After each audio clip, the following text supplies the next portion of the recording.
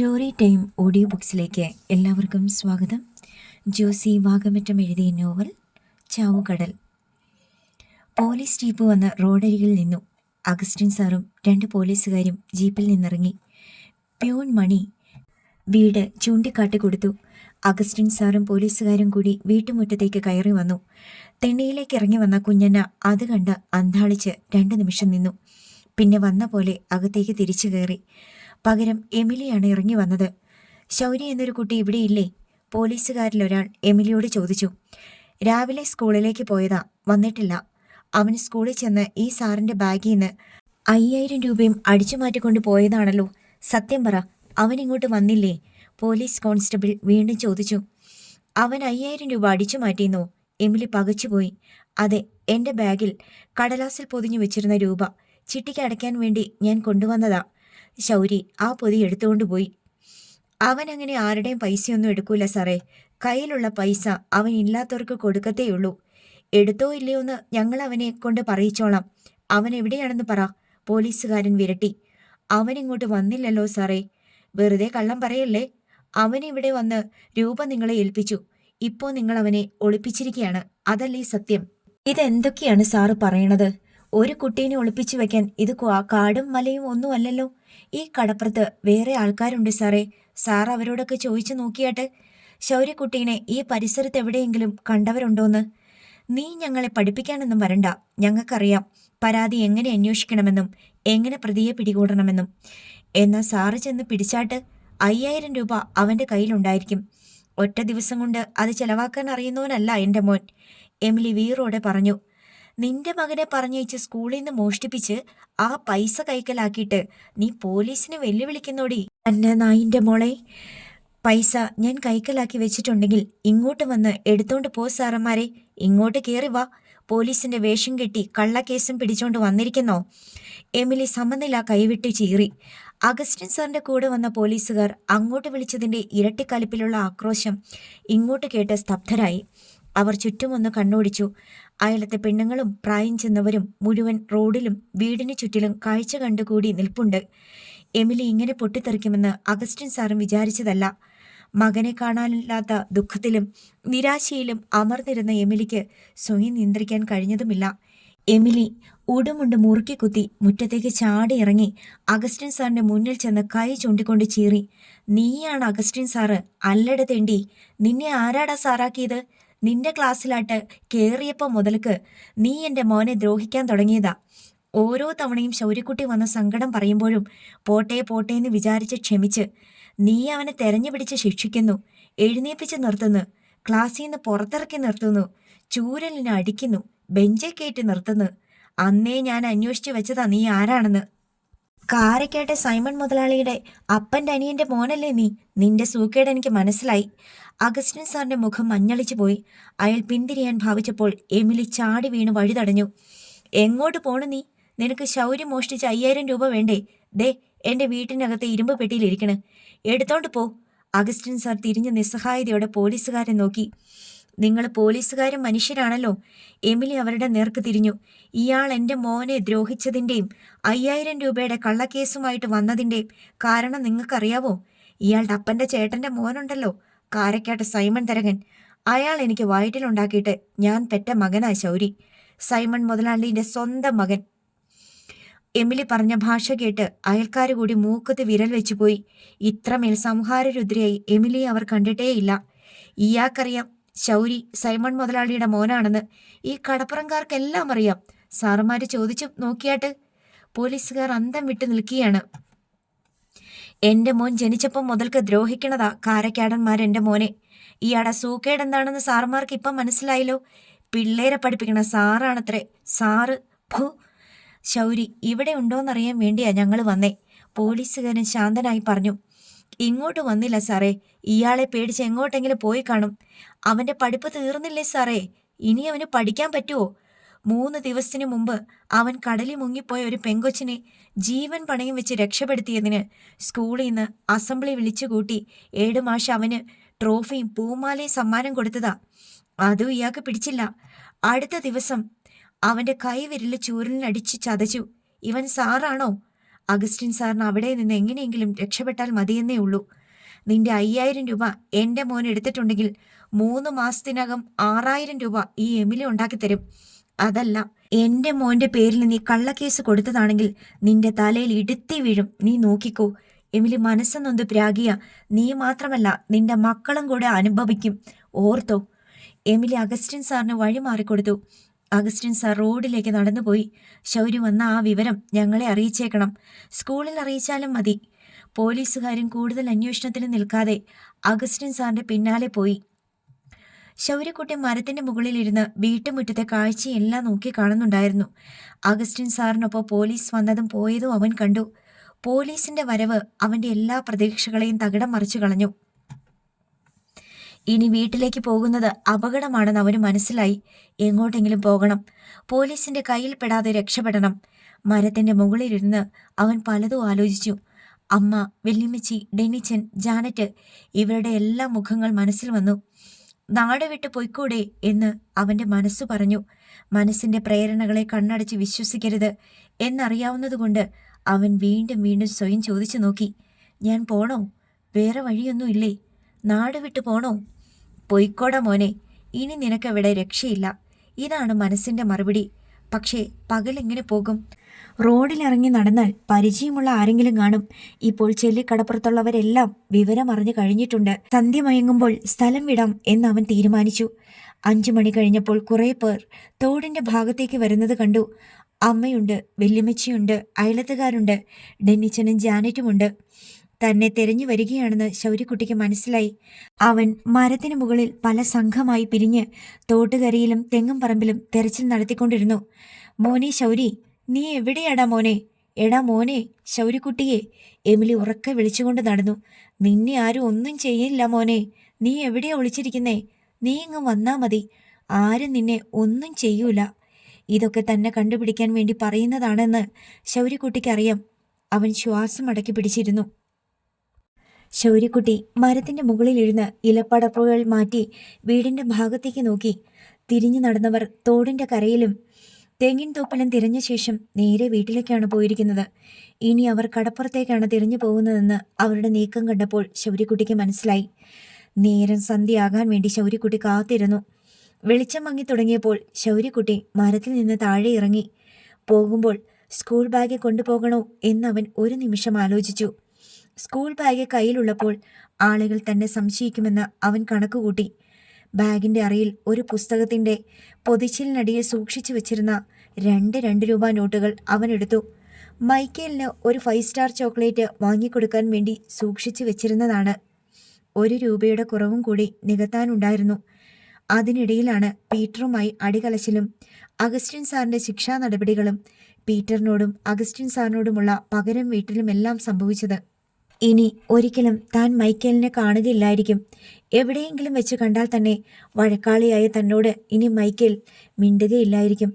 തൻ്റെ എല്ലാമായിരുന്ന മൈക്കേലുമായിട്ടുള്ള അതിസുന്ദരമായ ബന്ധം എന്നേക്കുമായി തകർന്നു പോയതിൻ്റെ വേദന അവൻ്റെ ഹൃദയത്തെ വല്ലാതെ മതിച്ചു. ഇനി തൻ്റെ സങ്കടങ്ങളെല്ലാം ആരോട് പറയും? തൻ്റെ ആഗ്രഹങ്ങൾ ആരോട് പങ്കുവയ്ക്കും? തനിക്ക് കിട്ടുന്ന വിശിഷ്ടവും രുചികരവുമായ എന്തിൻ്റെയും ഒരു പങ്ക് മൈക്കേലിന് കൂടി നൽകുന്നതിൻ്റെ ആനന്ദം ഇനി എങ്ങനെ അനുഭവിക്കും? താൻ ഒരിക്കലും സ്കൂളിലേക്ക് പോകുന്നില്ലാത്ത സ്ഥിതിക്ക് ഇനി ആ ബന്ധം അറ്റുപോയതായി അവൻ കണക്കാക്കി. ഇനി ഈ നാട്ടിൽ പോലും നിൽക്കണ്ട എന്നവൻ തീരുമാനിച്ചു. മനുഷ്യന്മാരെ തമ്മിൽ കാണാമെങ്കിലും പെട്ടെന്ന് തിരിച്ചറിയാൻ പറ്റാത്ത ഒരു ഇരുട്ട് വന്ന് അന്തരീക്ഷത്തിൽ വ്യാപിച്ചപ്പോൾ ശൗര്യക്കുട്ടി തോട്ടുംകരയിലെ കുറ്റിക്കാട് വകഞ്ഞു മാറ്റി നടന്ന് പാലത്തിനരികെ എത്തി. പാലത്തിന്റെ കയ്യാലക്കെട്ടിലൂടെ പിടിച്ച് മുകളിൽ കയറിപ്പറ്റി. ഇനി മെയിൻ റോഡാണ്. വടക്കോട്ട് നടന്നാൽ ആർത്തുങ്കൽ, തെക്കോട്ട് നടന്നാൽ ആലപ്പുഴ. ഇത്രയും അവനറിയാം. അവൻ തെക്കോട്ട് നടന്നു. റോഡിൽ ഒറ്റ തിരിഞ്ഞ ആളുകൾ നടന്നു പോകുന്നുണ്ട്. അടുത്തു വന്ന് കണ്ടാലേ ആളെ തിരിച്ചറിയാൻ പറ്റൂ. വാഹനങ്ങൾ ഹെഡ്ലൈറ്റ് പ്രകാശിപ്പിച്ച് തുടങ്ങിയപ്പോൾ ശൗര്യക്കുട്ടിക്ക് തോന്നി, അത് അപകടമാണല്ലോ. ഓട്ടോറിക്ഷക്കാർ ധാരാളമുണ്ട്. അവരിൽ പലർക്കും തന്നെ അറിയാമായിരിക്കും. മുന്നിൽ നിന്ന് ഓരോ വാഹനം വരുമ്പോഴും ശൗര്യക്കുട്ടി പിന്നോട്ട് തിരിഞ്ഞ് പുറകെ ആരോ വരാനുണ്ടെന്ന മട്ടിൽ നിന്നു. വെളിച്ചം കുറഞ്ഞ ഒറ്റക്കണ്ണ് വിളക്കുമായി വരുന്ന ഓട്ടോറിക്ഷക്കാർക്ക് പോലും അവൻ മുഖം കൊടുത്തില്ല. ശൗര്യക്കുട്ടി നടന്നുകൊണ്ടേയിരുന്നു. യാത്രക്കിടയിൽ പല പല ജംഗ്ഷനിലെ കടകളിൽ കണ്ട ബോർഡുകൾ അവൻ വായിച്ചു പോയിക്കൊണ്ടിരുന്നു. കാട്ടൂർ, ഓമനപ്പുഴ, കാഞ്ഞിരഞ്ചിറ, ആലപ്പുഴ. കനാലിന് മീതിയുള്ള പാലം കടന്ന ശേഷം അവൻ നേരെ കിഴക്കോട്ട് നടന്നു. നടക്കുന്നതിനിടയിൽ അവന് ക്ഷീണമൊന്നും തോന്നിയില്ല. കടപ്പുറത്തുകൂടി അവൻ നടന്നിട്ടുള്ളതിന് കണക്കില്ല. മൈലുകൾ താണ്ടിയ അവൻ ബോട്ട് ജെട്ടിക്ക് സമീപം ബോട്ടുകൾ വരിവരിയായി കിടക്കുന്നത് കണ്ട് അവിടെ അല്പസമയം നിന്നു. വീണ്ടും മുന്നോട്ട് കുറേ ചെന്നപ്പോൾ ആനവണ്ടികളുടെ ബസ് സ്റ്റാൻഡ് കണ്ടു. ചുവന്ന ബസ്സുകൾ നിരനിരയായി കിടക്കുന്നു.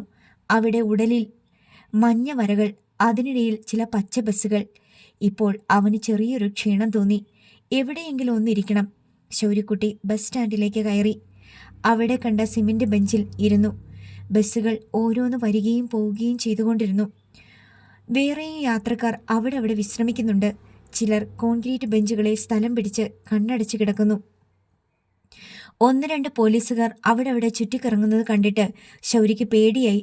താൻ സ്കൂളിലുണ്ടാക്കിയ അടികലശൽ അറിഞ്ഞിട്ട് തിരക്കി വന്നിരിക്കുകയാണോ? ഇവിടെ നിന്ന് എഴുന്നേറ്റ് പോകണോ? അവന് സംശയമായി. ബസ് സ്റ്റാൻഡിലെ ക്ലോക്കിൽ അവൻ സമയം നോക്കി. മണി 9:30 കഴിഞ്ഞിരിക്കുന്നു. ഈ രാത്രിയിൽ എവിടേക്ക് പോകാൻ? ഒരാൾ അവൻ്റെ അരികെ വന്ന് ചോദിച്ചു. ഒറ്റയ്ക്കേ ഉള്ളോ? അല്ല, അവൻ പറഞ്ഞു. ആരെങ്കിലും വരാനുണ്ടോ? ആം. അയാൾ അതോടെ അവൻ്റെ അരികത്ത് നിന്ന് മാറിപ്പോയി. താൻ ഒറ്റയ്ക്കിരിക്കുന്നതാണ് കുഴപ്പം എന്ന് പെട്ടെന്ന് തന്നെ അവന് മനസ്സിലായി. അവിടെ നിന്ന് എഴുന്നേറ്റ് അവൻ മറ്റു ചില യാത്രക്കാർ ഇരിക്കുന്ന ഭാഗത്തേക്ക് നീങ്ങി. അവരുടെ കൂടെ യാത്ര ചെയ്യുന്നവൻ എന്ന മട്ടിലിരുന്നു. ഒരു കുടുംബം പെട്ടി പ്രമാണങ്ങളോട് കൂടി എഴുന്നേറ്റ് പോയതോടെ അവൻ ഇരുന്ന സ്ഥലത്ത് അവൻ മാത്രമായി. അവനോടൊപ്പം ഉണ്ടായിരുന്ന ആ കുടുംബം ഒരു തിരുവനന്തപുരം സൂപ്പർ ഫാസ്റ്റിൽ ചെന്ന് കയറി. ഇനി ആരെങ്കിലും ഉണ്ടോ എന്ന് അവൻ നാലുപാട് നോക്കി. ഒറ്റപ്പെട്ട ചില ആളുകൾ അങ്ങിങ്ങ് ബസ് കാത്തു നിൽക്കുന്നുണ്ട്. ബസ് സ്റ്റാൻഡിലെ കോൺക്രീറ്റ് തൂണും ചാരി നിന്ന ഒരാൾ തന്നെ ശ്രദ്ധിക്കുന്നത് അവൻ കണ്ടു. അവിടെ നിന്ന് എങ്ങോട്ടെങ്കിലും എഴുന്നേറ്റ് മാറിയാലോ എന്ന് ആലോചിച്ചു. പക്ഷെ അങ്ങനെ പോകാൻ പറ്റിയ ഒരു സ്ഥലം കണ്ടില്ല. ഒരിടത്ത് പോലീസുകാർ നിൽപ്പുണ്ട്. അവരുടെ ശ്രദ്ധയിൽപ്പെടാതെ കോൺക്രീറ്റ് തൂണിന് മറഞ്ഞാണ് ശൗര്യക്കുട്ടി നിന്നത്. അവനെ ശ്രദ്ധിച്ചുകൊണ്ട് നിന്ന ആൾ അടുത്തേക്ക് വന്ന് ചോദിച്ചു, മോൻ എവിടെ പോകാനാ? ശൗര്യക്കുട്ടി ആദ്യമൊന്ന് പതറി. ചേർത്തല. പെട്ടെന്ന് വായിൽ വന്നത് ആ സ്ഥലപ്പേരായിരുന്നു. ഈ രാത്രിയിൽ ഒറ്റയ്ക്കോ? അവൻ ചുറ്റും നോക്കി. കൂടെയുണ്ടെന്ന് പറയാൻ പറ്റിയ ആരെയും അവൻ കണ്ടില്ല. ബസ് വരാൻ വേണ്ടി നിൽക്കുക. അവൻ പറഞ്ഞു. ചേർത്തല ബസ് 2 എണ്ണം പോയല്ലോ. ഞാൻ കണ്ടില്ലായിരുന്നു. മറ്റേയാൾ അവൻ്റെ അടുത്തേക്ക് കുനിഞ്ഞ് ഞെട്ടിപ്പിക്കുന്ന ഒരു ചോദ്യം ചോദിച്ചു. മോൻ വീട്ടിൽ നിന്ന് ചാടിപ്പോന്നതല്ലേ? അല്ല. അവൻ്റെ ഒച്ച പതറിപ്പോയി. ആണെന്ന് നിന്റെ മുഖം കണ്ട അറിയാലോ. കള്ളം പറയില്ലേ. പറഞ്ഞ ദാ നിൽക്കുന്ന പോലീസിന് പിടിച്ചു കൊടുക്കും. അവരെ നിന്നെ കൊണ്ട് സത്യം പറയിപ്പിക്കും. ശൗര്യക്കുട്ടിയുടെ നെഞ്ചിലൊരു ഇടിവാൾ മിന്നി. അപ്പോഴയാൾ വീണ്ടും പറഞ്ഞു, നീ ഇങ്ങനെ ഇവിടെ ഒറ്റയ്ക്ക് രാത്രിയിൽ പതുങ്ങി നിന്നാൽ ആരായാലും സംശയിക്കും. നിന്നെ ആരെങ്കിലും തട്ടിക്കൊണ്ടു പോകും. പിള്ളേരെ പിടുത്തക്കാരെ പറ്റി ശൗര്യക്കുട്ടി കേട്ടിട്ടുണ്ട്. പക്ഷേ അവർക്ക് വേണ്ടത് തീരെ ചെറിയ കുട്ടികളെയാണെന്നാണ് അവൻ്റെ വിശ്വാസം. തന്നെ പോലെ വലിയ ഒരാളെ എങ്ങനെ പൊടിയിട്ട് മയക്കി എടുത്ത് മാറാപ്പിലിട്ടുകൊണ്ട് പോകും? അതല്ലെങ്കിൽ ആ പോലീസുകാര് നിന്നെ കണ്ടാ പിടിച്ച് പോലീസ് സ്റ്റേഷനിൽ കൊണ്ടുപോകും. പാതിരാത്രിയൊക്കെ കഴിയുമ്പോൾ ഇവിടെ എങ്ങും ആരും ഉണ്ടാവില്ല. ശൗര്യക്കുട്ടിക്ക് ഇതെല്ലാം കേട്ടിട്ട് ആധി കയറി. ഒന്നാമത് താൻ കണ്ടുപിടിക്കപ്പെട്ട് കഴിഞ്ഞിരിക്കുന്നു. ഇനി എന്ത് ചെയ്യണമെന്ന് അറിഞ്ഞുകൂടാ. എടാ മോനെ, നീ എൻ്റെ കൂടെ വാ. നിനക്ക് വിശക്കുന്നില്ലേ? നാളെ നീ എന്ത് കഴിക്കും? തിന്നാൻ എന്തെങ്കിലും ഉണ്ടോ നിന്റെ കയ്യിൽ? ഒന്നുമില്ല. ആരെങ്കിലും വെറുതെ നിനക്ക് ഭക്ഷണം തരുമോ? ഇല്ല. എൻ്റെ കൂടെ വന്നാ ഞാൻ നിനക്കൊരു ചെറിയ ജോലി തരാം. വയറ് നിറച്ച് ആഹാരം തരാം. എന്തെങ്കിലും കൂലിയും തരാം. ആ പ്രലോഭനത്തിൽ ശൗര്യക്കുട്ടിയുടെ മനസ്സുടക്കി. ജോലി, ഭക്ഷണം, കൂലി, ഇത് മൂന്നുമുണ്ടെങ്കിൽ പിന്നെന്തു വേണം? നിനക്ക് താമസിക്കാനുള്ള സൗകര്യവും തരാം. എന്ത് ജോലിയാ? ശൗര്യക്കുട്ടി സ്വരം താഴ്ത്തി ചോദിച്ചു. ചെറിയ ചില ജോലികളാ നിന്നെ കൊണ്ട് ചെയ്യാൻ പറ്റും. ശൗര്യക്കുട്ടി വീണ്ടും സംശയത്തോടെ അയാളെ നോക്കി. ഇല്ലെങ്കിൽ നിന്നെ പോലീസിൽ ഏൽപ്പിച്ചേക്കാം. നിനക്ക് അപകടമൊന്നും പറ്റാതിരിക്കാൻ വേണ്ടിയാണ്. എൻ്റെ കൂടെ വന്നാ നീ രക്ഷപ്പെട്ടു. നിന്നെ ഞാൻ പല തൊഴിലും പഠിപ്പിക്കും. എല്ലാം പഠിച്ച് കഴിയുമ്പോൾ നിനക്ക് നല്ല ശമ്പളം തരും. ശൗര്യക്കുട്ടി ആകെ എല്ലാം കൂടി മനസ്സിൽ ചിക്കി ചിങ്ങിഞ്ഞിട്ട ശേഷം മെല്ലെ ഓരോന്നായി അടുക്കി വെച്ച് നോക്കി. മനസ്സെന്താന്ന് പറയുന്നതെന്ന് ചെകിടോർത്തു. പോയി നോക്കാമെടാ എന്നാണ്. ഇഷ്ടപ്പെട്ടില്ലെങ്കിൽ നിനക്ക് തിരിച്ചു പോരാലോ. എങ്ങനാ, എൻ്റെ കൂടെ വരികയല്ലേ? അയാൾ വീണ്ടും ചോദിച്ചപ്പോൾ ശൗര്യക്കുട്ടി തലയാട്ടി. എന്നാ എന്നോട് ചേർന്ന് നിന്നോ, ആർക്കും സംശയം തോന്നണ്ട. ആരെങ്കിലും ചോദിച്ചാ ഞാൻ പറഞ്ഞോളാം, എൻ്റെ ചെക്കനാണെന്ന്. ഞാൻ നിന്റെ അമ്മാവൻ, നീ എൻ്റെ പെങ്ങടെ മോൻ, മനസ്സിലായോ? ശൗര്യക്കുട്ടി തലകുലുക്കി. വലിയൊരു ഭാരം തലയിൽ നിന്ന് ഇറക്കി വെച്ചതുപോലെ ശൗര്യക്കുട്ടി ആശ്വസിച്ചു. ഇനി ആരെയും പേടിക്കണ്ട, ആരുടെയും ചോദ്യത്തിന് ഉത്തരം പറയണ്ട, നാളത്തെ കാര്യം എങ്ങനെയെന്ന് ആലോചിച്ച് വിഷമിക്കണ്ട, എല്ലാം ഈ ചേട്ടൻ നോക്കിക്കോളും. ചേട്ടൻ്റെ പേരെന്നതാ? ശൗര്യക്കുട്ടി ചോദിച്ചു. ബേബി. എല്ലാവരും എന്നെ ബേബി ചായനെന്ന് വിളിക്കും, നീയും അങ്ങനെ വിളിച്ചാൽ മതി. നിന്റെ പേരെന്തുവാ? മൈക്കല്. ശൗര്യക്കുട്ടി അങ്ങനെ പറയണമെന്ന് അപ്പോൾ ആലോചിച്ചതേയുള്ളൂ.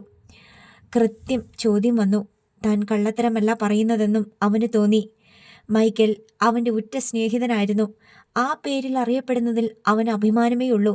വീട്ടുപേര് അറക്കൽ. അങ്ങനെ ഒരു വീട്ടുപേർ കൂടി അവൻ്റെ ഓർമ്മയിൽ കിടപ്പുണ്ടായിരുന്നു. വീട്ടിൽ ആരൊക്കെയുണ്ട്? അവൻ മൈക്കലിൻ്റെ വീട്ടിലുള്ളവരുടെ പേരുകൾ പറഞ്ഞു കൊടുത്തു. എവിടെയാ നിന്റെ വീട്? ചേന്നവേലി. എല്ലാം തെറ്റിച്ചു പറഞ്ഞ് വിശ്വസിപ്പിക്കാൻ കഴിഞ്ഞതിൽ അവൻ അഭിമാനം തോന്നി. താൻ ചില്ലറക്കാരനല്ല. ഒരു ബസ് വരാനുണ്ട്, അത് നോക്കി നിൽക്കുക, ബേബി ചായൻ പറഞ്ഞു. കുറേ കഴിഞ്ഞപ്പോൾ പച്ച നിറമുള്ള ഒരു ബസ് എവിടുന്നോ വന്നു ചേർന്നു. വാ. ബേബി ചായൻ അവനെയും കൂട്ടി ബസ്സിനടുത്തേക്ക് പോയി. ബസ്സിൽ കയറി നിന്ന ഒരാൾ ബേബി ചായന് ഷേക്ക് ഹാൻഡ് നൽകി. പിന്നെയും കൈ കൊടുക്കാനുള്ളവർ ബസ്സിൽ നിന്ന് ഇറങ്ങി വന്നു. ശൗര്യക്കുട്ടി ബസ്സിൽ നിന്ന് ഇറങ്ങിയവരുടെ എണ്ണമെടുത്തു. ആകെ 6 പേർ. പ്രായം ചെന്ന 2 പേർ, ആണും പെണ്ണും. ചെറുപ്പക്കാരായ 2 പേർ, ആണും പെണ്ണും. പിന്നെ 2 കുട്ടികളും, 2 പെൺകുട്ടികൾ. ബസ്സിൽ നിന്നിറങ്ങിയവർ ഇംഗ്ലീഷിലും ഹിന്ദിയിലുമാണ് ബേബി ചായനോട് സംസാരിച്ചത്. ബേബി ചായന് അതൊക്കെ മനസ്സിലാകുന്നുണ്ടല്ലോ എന്ന് അതിശയിച്ചു നിന്നു. ബേബി ചായൻ എല്ലാവരെയും കൂട്ടി ജെട്ടിയുടെ ഭാഗത്തേക്ക് നടന്നു. കൂടെ ശൗര്യക്കുട്ടിയും നീങ്ങി. ജെട്ടിയിൽ ഒരു ബോട്ട് കാത്തു കിടപ്പുണ്ടായിരുന്നു. ബേബി ചായൻ ഓരോരുത്തരെയും കൈ പിടിച്ച് ബോട്ടിൽ കയറ്റി. ഒടുവിൽ ശൗര്യക്കുട്ടിയെയും കയറ്റി. ബോട്ടിൻ്റെ എഞ്ചിൻ റൂമിൽ ഒരു ഡ്രൈവറുണ്ട്, ശ്രാങ്ക്. അയാൾ ബോട്ട് സ്റ്റാർട്ട് ചെയ്തു. ബോട്ടിൽ കയറിയവരെല്ലാം ഇരിപ്പിടങ്ങളിൽ ഇരുന്നു. ശൗര്യക്കുട്ടി മാത്രം കമ്പി തൂണിൽ ചാരി നിന്നു. ജലപ്പിരപ്പിലൂടെ ബോട്ട് ഓടിത്തുടങ്ങി. ശൗര്യക്കുട്ടി ബസ്സിൽ വന്നവരുടെ ലഗേജ് നോക്കി. കുറേ ഷോൾഡർ ബാഗുകൾ, ട്രോളി ബാഗുകൾ. ടൂറിസ്റ്റുകളാണെന്ന് അവന് തോന്നി. അവൻ ബോട്ട് പോകുന്ന പാത നോക്കി. കറുത്ത് നീണ്ട നാട പോലെ ഒരിടുങ്ങിയ ജലപാത. പിന്നോട്ട് നോക്കുമ്പോൾ പതയുന്ന ഒരു തോട്. യാത്ര എവിടേക്കാണെന്ന് അറിയാതെ ശൗര്യക്കുട്ടി അങ്ങനെ തന്നെ നിന്നു. രാത്രിയോടെ തിരച്ചിൽ അവസാനിപ്പിച്ച് അയൽക്കാരും നാട്ടുകാരും അവരവരുടെ വീടുകളിലേക്ക് മടങ്ങി. അവൻ എവിടെയെങ്കിലും ഒളിച്ചിരിപ്പുണ്ട്. അയൽക്കാരി മറിയമ്മ എമിലിയെ ആശ്വസിപ്പിക്കാൻ വേണ്ടി പറഞ്ഞു. അവൻ എങ്ങോട്ടെങ്കിലും പോയിട്ടുണ്ടെങ്കിൽ നമ്മുടെ ആൾക്കാർ ആരെയും കാണേണ്ടതല്ലേ, എങ്ങും പോയിട്ടില്ലെന്ന്. എമിലിക്ക് അതുകൊണ്ടൊന്നും ഒരാശ്വാസവും കിട്ടിയില്ല. നെഞ്ചിൽ കാട്ടുതീ ആളിക്കത്തുമ്പോൾ ഒരു കൈക്കൊമ്പിൽ വെള്ളം കുടഞ്ഞിട്ടെന്താകാൻ. എമിലി രാത്രിയെന്നോ ഇരുട്ടെന്നോ നോക്കാതെ പലതവണ തനിയെ വീട്ടിൽ നിന്ന് ഇറങ്ങിപ്പോയി. പാതിരാക്കി അവൾ കടപ്പുറത്തുകൂടി അങ്ങോട്ടും ഇങ്ങോട്ടും നടന്നു. കടപ്പുറം വിട്ട് ശൗരി എങ്ങും പോകില്ലെന്ന് ഉള്ളത് അവളുടെ അടിയുറച്ച വിശ്വാസമാണ്. കടലാണ് അവൻ്റെ ചങ്ങാതി. അവൻ അതിനോട് വർത്തമാനം പറയുന്നതും ആജ്ഞാപിക്കുന്നതും ശാസിക്കുന്നതും കടലിനോട് ചിരിച്ചു കളിക്കുന്നതും അവൾ കണ്ടിട്ടുണ്ട്. ആ ചങ്ങാതിയെ വിട്ടിട്ട് അവൻ എവിടെ പോകാൻ? ഇനി നേരം വെളുത്തിട്ട് നോക്കാടി എമിലി, നീ വല്ലയിടത്തും ഒന്നടങ്ങിക്കിടക്ക്. എമിലി ഓരോ തവണയും ഒരു ഇൾവിളി കേട്ടിട്ടെന്ന പോലെ എഴുന്നേറ്റ് കടപ്പുറത്തേക്ക് പോകാൻ ഭാവിക്കുമ്പോൾ കുഞ്ഞണ്ണ പറയും, തീരെ ഇള്ളക്കുട്ടിയൊന്നുമല്ലല്ലോ, തിരിച്ചറിവായില്ലേ? അവനെ നോക്കാനറിയാം, പിന്നെ എന്നത്തിനാ നീ പേടിക്കുന്നേ? എന്നിട്ട് രാത്രി 2 മണി നേരത്ത് എമിലി കടപ്പുറത്ത് കൂടി കുറേ ദൂരം നടന്ന് പുലിമുട്ട് വരെ പോയി. ചിലപ്പോൾ ശൗര്യക്കുട്ടി പുലിമുട്ടിൽ ചെന്നിരിക്കാറുണ്ട്. അവിടത്തെ ഭീമാകാരമായ പാറകൾക്ക് മീതെ കിടന്ന് മയങ്ങാറുണ്ട്. എമിലി പുലിമുട്ടിന് മീതെ കയറി നിന്നു. കടലിൻ്റെ അപാരതയിലേക്ക് നോക്കി. വളഞ്ഞു പൊളഞ്ഞ് ഇരുഭാഗത്തും അനന്തമായി പോകുന്ന കടലോരത്തേക്കും അവൾ നോക്കി. മങ്ങിയ നിലാവെട്ടത്തിൽ ഒരു കറുത്ത പൊട്ടെങ്കിലും കാണാനുണ്ടോ? എല്ലാവരോടും വഴക്കിട്ട് ദൂരെ എവിടേക്കെങ്കിലും കടപ്പുറത്തുകൂടി നടന്നു പോയിട്ട് ഒടുവിൽ വിശന്നു വലഞ്ഞ് അവൻ തിരികെ വരുന്നുണ്ടോ? പുലിമുട്ടിൽ കയറി നിൽക്കുമ്പോൾ തെക്കും ഭാഗത്ത് ചെത്തിക്കടപ്പുറവും വടക്ക് ഭാഗത്ത് ആർത്തുങ്കൽ കടപ്പുറവും മങ്ങിക്കാണാം. വള്ളങ്ങളുടെ രൂപരേഖ കാണാം. കടൽ പിശാചുക്കൾ കണ്ണിൽ തീപ്പന്തവുമായി നീന്തിക്കളിക്കുന്ന പോലെ തീരക്കടലിൽ വള്ളങ്ങളിലെ വെളിച്ചങ്ങൾ കാണാം. ഒടുവിൽ എമിലി നിരാശയോടെ മടങ്ങി. രാവിലെ 8 മണിയോടെ പീറ്ററേയും കൂട്ടിക്കൊണ്ട് ആൻ്റപ്പൻ എമിലിയുടെ വീട്ടിലെത്തി. അവൻ എന്തേ ശൗരി? ആൻ്റപ്പൻ കശാപ്പിനുള്ള മൃഗത്തെ തിരിയുന്ന പോലെ അങ്ങിങ്ങു നോക്കി. കുഞ്ഞെന്ന തിണ്ണയിലുണ്ടായിരുന്നു. ശൗരിയെ തിരക്കി വന്നതാണോ? അതെ, അവനെ ഒന്ന് കാണണം. എന്നതാ കാര്യം? കാര്യം എന്താണെന്ന് അവനെ കണ്ടിട്ട് പറയാം. എന്നാ അപ്പ പറഞ്ഞാ മതി. കുഞ്ഞെന്ന ചുണ്ടിയോടെ അകത്തേക്ക് കയറിപ്പോന്നു. ആൻ്റപ്പൻ മുറ്റത്ത് നിന്ന് ബഹളമുണ്ടാക്കി. എല്ലാവരും അകത്തോട്ട് കയറിയിരുന്ന രക്ഷപ്പെടുത്താമെന്ന് കരുതിയോ? ഞാൻ അങ്ങോട്ട് കയറി വന്ന എല്ലാവരും കാലെ പിടിച്ച് മുറ്റത്തേക്ക് വലിച്ചിടും. എൻ്റെ സ്വഭാവം തീരെ മോശമാണേ. ഒടുവിൽ എമിലി തന്നെ ആൻ്റപ്പനെ നേരിടാനെത്തി. എന്നതാ കാര്യം? ആ ചെയ്താൻ കാണിച്ചു വെച്ചേക്കണ പണി കണ്ടോ? ആൻ്റപ്പൻ പീറ്ററിൻ്റെ ഷർട്ട് പൊക്കി എമിലിയെ കാണിച്ചു. പൊക്കിളിന് താഴെ വീർത്തിരിക്കണ്. ഇന്നലെ എൻ്റെ ചെക്കൻ മൂത്രമൊഴിക്കാൻ പറ്റാതെ കിടന്ന് പൊളയായിരുന്നെന്ന്. നിങ്ങളുടെ മോൻ പെൻസിലിന് കുത്തിയ കുത്താ. ഉച്ചയ്ക്ക് അവൻ സ്കൂളിൻ്റെ മുറ്റത്തിട്ട് എൻ്റെ മകനെ അടിക്കുകയും ചവിട്ടുകയും മാന്തുകയും ചെയ്തത് പോരാഞ്ഞിട്ടാ എൻ്റെ കൈ കൊണ്ട് അവൻ്റെ മോന്തയ്ക്ക് 2 വീക്ക് കൊടുത്തിട്ടേ ഞാൻ പോണുള്ളൂ. ഇന്നലെയും ഇന്നും എൻ്റെ മോൻ ക്ലാസ്സിൽ പോയിട്ടില്ലെന്ന്. ശൗര്യക്കുട്ടി ഇവിടെ ഇല്ല. അവൻ ഇന്നലെ മുതൽ കാണാനില്ല. നിങ്ങൾ നുണ പറഞ്ഞ് അവനെ രക്ഷിക്കാൻ നോക്കണ്ട കേട്ടാ. നിങ്ങൾക്ക് എന്തേലും സംശയമുണ്ടെങ്കിൽ അയലത്തുകാരോട് ചോദിച്ചു നോക്കീന്. എമിലി ദേഷ്യം കൊണ്ട് അത്രയും പറഞ്ഞ് വീട്ടിനകത്തേക്ക് കയറിപ്പോന്നു. ആൻ്റപ്പൻ മറിയമ്മയുടെ വീട്ടുമുറ്റത്ത് ചെന്ന് ശൗര്യയെപ്പറ്റി തിരക്കി. അവൻ പുറപ്പെട്ടു പോയേക്കണമെന്ന് തോന്നണ്. ഇന്നലെ മുതൽ ഞങ്ങൾ അയലത്തുകാരും നാട്ടുകാരും അവനെ തെരഞ്ഞു നടക്കുകയാണ്. നിങ്ങൾ ആരാണ്? എന്താണ് കാര്യം? മറിയമ്മ ആൻ്റപ്പൻ്റെ ആഗമന ഉദ്ദേശം അന്വേഷിച്ചു.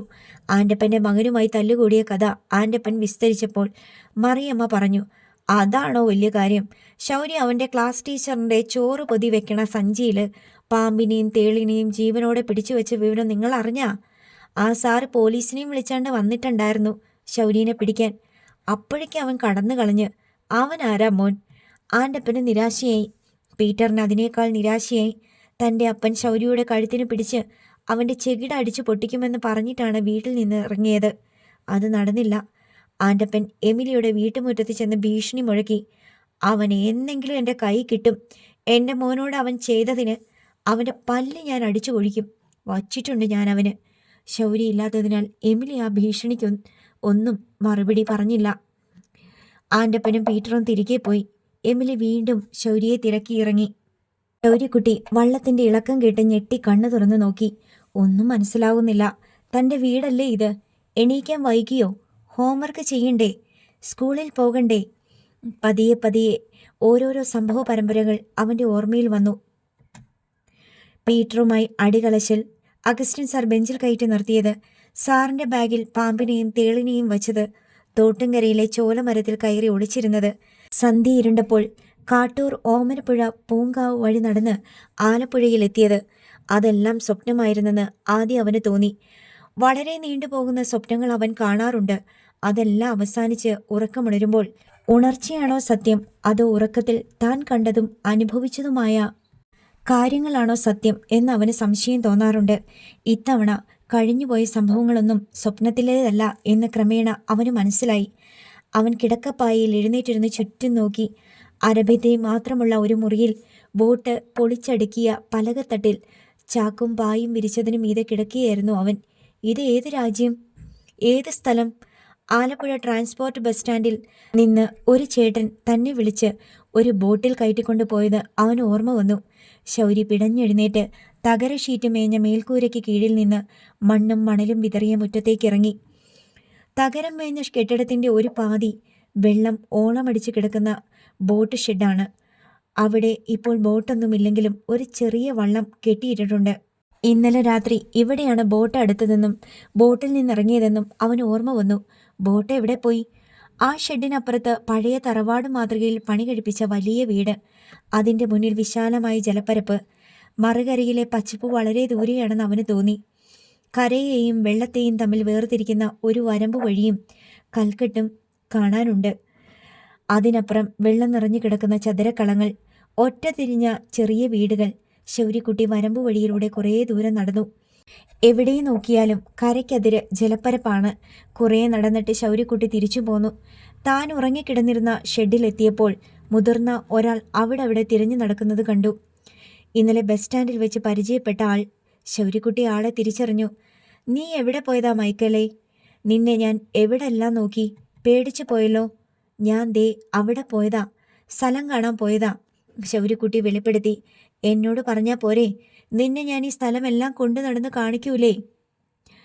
വല്ല വെള്ളക്കെട്ടിലും വീണു പോയ നീ ചത്തുപോകും. ഇത് കുട്ടനാടാ, അതറിയാവോ? കുട്ടനാടോ? ശൗര്യക്കുട്ടി പാഠപുസ്തകത്തിൽ കുട്ടനാടിനെ പറ്റി പഠിച്ചിട്ടുണ്ട്. കുട്ടനാടിലെ നെൽകൃഷിയെപ്പറ്റിയും വെള്ളപ്പൊക്കത്തെപ്പറ്റിയും അധ്യാപകർ ക്ലാസ്സിൽ പറഞ്ഞ ഓർമ്മയുണ്ട്. എങ്കിലും ഇത്ര പെട്ടെന്ന് തനിക്ക് കുട്ടനാടിൽ എത്തിച്ചേരാൻ കഴിയുമെന്ന് അവൻ സ്വപ്നത്തിൽ പോലും വിചാരിച്ചിരുന്നില്ല. ഇവിടെ വണ്ടിയൊന്നും ഓടത്തില്ലേ? ശൗരി സംശയം ഉന്നയിച്ചു. ഇങ്ങോട്ട് കാറും ബസ്സും ലോറിയും ഒന്നും വരാൻ പറ്റത്തില്ല മൈക്കലെ. ഇതൊരു തുരുത്താ, നോർത്ത് കൈനകരി എന്ന് പറയും. ഇവിടെ ഇങ്ങനെ ഒരുപാട് തുരുത്തുകളുണ്ട്. എങ്ങോട്ടെങ്കിലും പോണെങ്കിൽ ബോട്ട് അല്ലെങ്കിൽ വള്ളം, വേറെ വഴിയൊന്നുമില്ല. ബേബി ചൈൻ വിശദീകരിച്ചു. ഇതൊക്കെ കടലിൽ നിന്ന് വരുന്ന വെള്ളമാണോ? ശൗര്യക്കുട്ടി ജലപ്പരപ്പിലേക്ക് കൈ ചൂണ്ടി. അത് പമ്പയാറൊഴുകി വരുന്ന വെള്ളമാ. ഇതിൻ്റെ മറുവശത്ത് വേറൊരു പുഴയുണ്ട്, മണിമലയാറ്. നമ്മൾ ഈ നിൽക്കുന്ന കരയുടെ 4 ചുറ്റും വെള്ളമാ. ബേബി ചൈൻ അത് മാത്രമല്ല, ശൗരിക്ക് മറ്റു പല സംഗതികളും വിശദീകരിച്ചു കൊടുത്തു. ഇവിടെ കാണുന്ന പഴയ തറവാട് പോലെയുള്ള കെട്ടിടങ്ങൾ വീടുകളല്ല, റിസോർട്ടുകളാണ്. ഇവിടെ താമസിക്കാൻ വിദേശത്ത് നിന്ന് ആളുകൾ വരും. അവരുടെ താമസം, ഭക്ഷണം മുതലായ കാര്യങ്ങൾ വേണ്ട പോലെ നോക്കാൻ വേണ്ടി റിസോർട്ടുകളുടെ ഉടമ ബേബി ചൈനെ മാനേജരായി വെച്ചിരിക്കുകയാണ്. ഒരു MLA ആണ് റിസോർട്ടുകളുടെ ഉടമസ്ഥൻ. റിസോർട്ടുകൾക്ക് പുറമെ പ്രകൃതി ചികിത്സാ കേന്ദ്രവും ഇവിടെയുണ്ട്. സുഖചികിത്സയ്ക്കായി സ്വദേശത്ത് നിന്നും വിദേശത്ത് നിന്നും നൂറുകണക്കിന് ആളുകൾ ഇവിടെ എത്താറുണ്ട്. അഭയംഗം, ഉഴിച്ചിൽ, പിഴിച്ചിൽ, ധാര, വസ്തി, കിഴി, പഞ്ചകർമ്മം തുടങ്ങി കായകൽപ്പ ചികിത്സ വരെ ആയുർവേദ വിധിപ്രകാരം ഇവിടെ നടത്താറുണ്ട്. മൊത്തം 15 റിസോർട്ടുകളാണുള്ളത്. ഇവയ്ക്കെല്ലാം കൂടി പൊതുവായ ഒരു ചികിത്സാ കേന്ദ്രവും ജീവനക്കാരുമുണ്ട്. സീസൺ ആകുമ്പോൾ റിസോർട്ടുകൾ ടൂറിസ്റ്റുകളെ കൊണ്ട് നിറയും. ആയുർവേദ ചികിത്സയ്ക്ക് എത്തുന്നവരും ധാരാളമുണ്ട്. ശൗര്യക്കുട്ടിക്ക് ബേബി ചൈനെ ഇഷ്ടമായി. അയാൾ അവനെ ഒരു കുട്ടിയായിട്ടല്ല പരിഗണിച്ചത്, സ്നേഹിതനായിട്ടാണ്. ബേബി ചൈന് ആരോടെങ്കിലും സംസാരിക്കണം, ദൈനംദിന കാര്യങ്ങളെല്ലാം ആരോടെങ്കിലും പറയണം. ശൗര്യയാണെങ്കിൽ നല്ല ഒന്നാന്തരം കേൾവിക്കാരൻ. ശൗര്യയ്ക്ക് മനസ്സിലാകാത്ത കാര്യങ്ങളും ബേബി ചൈൻ അവനോട് പറഞ്ഞു. മനസ്സിലാകാത്ത കാര്യങ്ങളും മൂളി മൂളി കേട്ടുകൊണ്ട് അവൻ മനസ്സിലാകുന്നതായി ഭാവിച്ചു. ശൗര്യയ്ക്ക് അവിടെ അല്ലലൊന്നുമില്ല. കൃത്യസമയത്ത് ഭക്ഷണം കിട്ടും.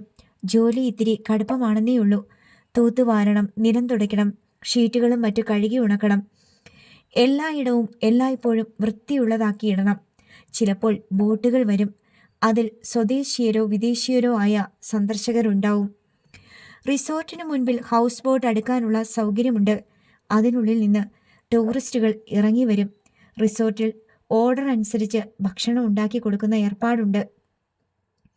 രാവിലെ ബേബി ചൈൻ വള്ളത്തിൽ പോയി വിവിധ ഇനം മത്സ്യങ്ങൾ വാങ്ങിക്കൊണ്ടുവരും. ബോട്ടുണ്ടെങ്കിൽ അതിൽ കയറി പോയിട്ടായിരിക്കും മീൻ വാങ്ങുക. റിസോർട്ട് വക ബോട്ട് എപ്പോഴും ഓട്ടത്തിലായിരിക്കുന്നത് കൊണ്ട് കരയ്ക്ക് പോയി സാധനങ്ങൾ വാങ്ങി വരാൻ ഇത് വല്ലപ്പോഴുമേ ഉപകരിക്കൂ. എഞ്ചിൻ എടുത്തു വെച്ച് ഓടിച്ചു പോകാവുന്ന ഒരു വള്ളമുണ്ട് ബേബി ചൈന്. ബേബി ചൈനൊപ്പം ആ വള്ളത്തിൽ പോകാൻ ശൗര്യയ്ക്കും കലശലായ ആഗ്രഹം തോന്നാറുണ്ട്. പക്ഷേ ബേബി ചൈൻ ശൗര്യയെ കൊണ്ടുപോകില്ല. എന്നെ കൂടെ കൊണ്ടുപോകാത്തതെന്താ? ശൗരി ഒരിക്കൽ ചോദിച്ചു. നിന്നെ കരയ്ക്ക് കൊണ്ടുപോയാ നീ പിന്നെ തിരിച്ചു വന്നില്ലെങ്കിലോ? താൻ ഓടിപ്പോകുമെന്നാണ് ബേബി ചൈൻ്റെ പേടി. ഞാൻ തിരിച്ചു വന്നോളാം. ശൗരി വാഗ്ദാനം നൽകി. എടാ, അത് ശരിയാവത്തില്ല. കരയ്ക്ക് പോയ ഒരുപാട് കാഴ്ച കാണാനുണ്ട്. കടകള്, ആളുകള്, ലോറി, കാറ്, ബസ്, ഉത്സവവും പെരുന്നാളും, നല്ല നല്ല ഡ്രസ്സ്, മിഠായി ഭരണികൾ, ബേക്കറി പലഹാരങ്ങൾ, നിന്റെ പ്രായത്തിലുള്ള കൂട്ടുകാർ, അങ്ങനെ നിന്നെ കൊതി പിടിപ്പിക്കുന്ന ഒത്തിരി കാര്യങ്ങളുണ്ട്.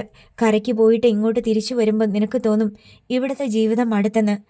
അതിൻ്റെ ഉള്ളുകളികളൊന്നും ശൗര്യക്കുട്ടിക്ക് മനസ്സിലായില്ല. ഈ ബേബി ചൈൻ എന്ത് വിവരക്കേടാണ് പറയുന്നതെന്ന് അവൻ വിചാരിച്ചു. ഇവിടെ നിന്ന് ഒരു വള്ളത്തിൽ കയറി മാർക്കറ്റിൽ ചെന്ന് മീൻ വാങ്ങിക്കൊണ്ട് വരുമ്പോഴേക്കും മനസ്സ് മാറിപ്പോകുമോ? റിസോർട്ടിലേക്കുള്ള മറ്റ് സാധന സാമഗ്രികളെല്ലാം ബോട്ടിലാണ് കൊണ്ടുവരിക. റിസോർട്ടിൽ പലതരത്തിലുള്ള ജോലിക്കാരുണ്ട്. പാചകക്കാർ, വിളമ്പുകാർ, തിരുമ്മും കിഴിയും പിഴിച്ചിലും ഉഴിച്ചിലും ഒക്കെ നടത്തുന്നവർ. അവിടെ താമസിച്ചുകൊണ്ട് ചികിത്സയ്ക്ക് എത്തുന്നവരുമുണ്ട്. കുറേ ദിവസത്തെ താമസത്തിനിടയിൽ ശൗര്യയ്ക്ക് ഒരു കാര്യം മനസ്സിലായി. ബോട്ടോ വള്ളമോ ഇല്ലാതെ അവിടെ നിന്നും പുറത്തു കടക്കാൻ പറ്റില്ല. 4 വശവും പുഴയും കായലും കൊണ്ട് ചുറ്റപ്പെട്ട് കിടക്കുകയാണ്. രാത്രി ഉറങ്ങാൻ കിടക്കുമ്പോൾ അവൻ്റെ മനസ്സിലേക്ക് ചെല്ലിക്കടപ്പുറം കയറി വരും. ആദ്യം അമ്മയുടെ ആൾരൂപമാണ് മനസ്സിലേക്ക് വരിക. അമ്മ ഇപ്പോഴും തെങ്ങും പറമ്പിലും തോട്ടിറമ്പുകളിലും കടപ്പുറത്തും പുലിമുട്ടിലുമെല്ലാം ശൗര്യയെ തിരഞ്ഞു നടക്കുന്നത് അവൻ കാണുന്നുണ്ട്. മോനെ ശൗര്യക്കുട്ടിയെ എന്ന വിളി അവന് കേൾക്കാം. തിരഞ്ഞു മടുത്ത് ഒടുവിൽ അമ്മ എവിടെയെങ്കിലും ചെന്നിരിക്കുന്നു. അമ്മയുടെ കണ്ണ് നിറഞ്ഞൊഴുകുകയാണ്. ശൗര്യക്കുട്ടി ജീവനോടെ ഉണ്ടയോ ഇല്ലയോ എന്ന് പോലും അമ്മയ്ക്ക് അറിഞ്ഞുകൂടാ. അതെല്ലാം ശൗര്യക്കുട്ടിക്ക് മനക്കണ്ണാടിയിൽ തെളിഞ്ഞു കാണാം. അപ്പോൾ അറിയാതെ അവൻ്റെ കണ്ണ് നിറയും. ചെല്ലിക്കടപ്പുറത്തേക്ക് തിരിച്ചു പോയാലോ എന്ന് ആലോചിക്കും. താൻ തിരികെ ചെല്ലുന്നത് ശൗര്യക്കുട്ടി തന്നെ മനസ്സിലിട്ടൊന്ന് കണ്ടു നോക്കും. ശൗരി കടപ്പുറത്തേക്കുള്ള മൺ റോഡിലൂടെ നടന്നു ചെല്ലുകയാണ്. ആരോ അവന് മുമ്പേ ഓടിക്കൊണ്ട് വിളിച്ചു പറയുന്നു, ദേ ശൗരി വരണുണ്ട് കേട്ടോ, എല്ലാവരും ഇറങ്ങി നോക്കിക്കോളീൻ. ശൗര്യക്കുട്ടി ഇതാ വരണ്. അയ്യോ ശരിയാണല്ലോ. മറിയമ്മ മുറ്റത്തിറങ്ങി താടിക്ക് കൈ കൊടുത്ത് അതിശയത്തിൽ നോക്കി നിൽക്കുന്നു. അമ്മ തിണ്ണയിലേക്ക് ഇറങ്ങി വരുന്നു. പിന്നെ മുറ്റത്തേക്ക് ഇറങ്ങി. അമ്മ തന്നെ കണ്ടു കഴിഞ്ഞു. കരയണോ ചിരിക്കണോ എന്ന് അമ്മയ്ക്കറിയില്ല. അമ്മയ്ക്ക് പിറകെ വെല്ലിമ്മച്ചി, വിൻസി ആൻറ്റി, ഡെന്നിച്ചൻ, ജാനറ്റ്, അവരുടെ എല്ലാം പിറകിൽ കടപ്പുറത്തെ സകല ജനങ്ങളും. ശൗര്യക്കുട്ടിക്ക് ഇനി വീട്ടുമുറ്റത്തേക്ക് കയറിയാൽ മതി. അപ്പോഴതാ ഒരു പോലീസ് ജീപ്പ് പാഞ്ഞു വന്ന് മുമ്പിൽ നിൽക്കുന്നു. അഗസ്റ്റിൻ സാറും പോലീസുകാർ ഇറങ്ങുന്നു. മറുവശത്ത് കശാപ്പ് കത്തിയുമായി പീറ്ററിൻ്റെ അപ്പൻ ആൻ്റപ്പൻ വരുന്നു. ഓടി രക്ഷപ്പെടാൻ എന്തെങ്കിലും വഴിയുണ്ടോ? ശൗര്യക്കുട്ടി അറിയാതെ തലപൊക്കി ചുറ്റിലും നോക്കി പോകും. അപ്പോഴാണ് തലയ്ക്കും ഭാഗത്ത് വെള്ളത്തിൻ്റെ കലമ്പൽ. ചെറുവള്ളം ഓളത്തിൽ കിടന്നിളകുകയാണ്. കരയോട് ചേർത്തിട്ട ഒരു ബോട്ടിൻ്റെ ഇരുണ്ട ഛായ. ദൂരെ 7 കടലിനക്കരെ കാണാവുന്ന ഭൂതത്താൻ കോട്ടയുടെ രൂപരേഖ. അത് കായലിനപ്പുറത്തെ വൻകരയാണ്. രാത്രിയിൽ അവൻ്റെ ബുദ്ധിക്ക് വിശദീകരണം ലഭിക്കാത്ത അനേക രൂപങ്ങൾ അവൻ കാണാറുണ്ട്. വിവിധ ഇനം തവളകളുടെയും ലക്ഷോപലക്ഷം സൂക്ഷ്മജീവികളുടെയും കോഴിത്താറാവുകളുടെയും ശബ്ദകോലാഹലങ്ങൾക്ക് മീതെ ചില ശബ്ദങ്ങൾ അവൻ കേൾക്കാറുണ്ട്. ആകാശത്ത് നിന്ന് ആരോ കായലിലേക്ക് വീണതുപോലെ, എവിടെയോ ഒരു കുട്ടി നിലവിളിച്ച പോലെ, ജലപിശാചുകൾ കായലിൽ നീന്തി കളിക്കുന്ന പോലെ. ബേബി ചൈൻ കൊടുത്ത കീറപ്പൊതുപ്പ് വലിച്ചിട്ട് തലമുടി കണ്ണിറുക്കിയടിച്ച് കിടക്കും ശൗര്യക്കുട്ടി. രാവിലെ എഴുന്നേൽക്കുമ്പോൾ അവൻ അത്ഭുതമാണ്.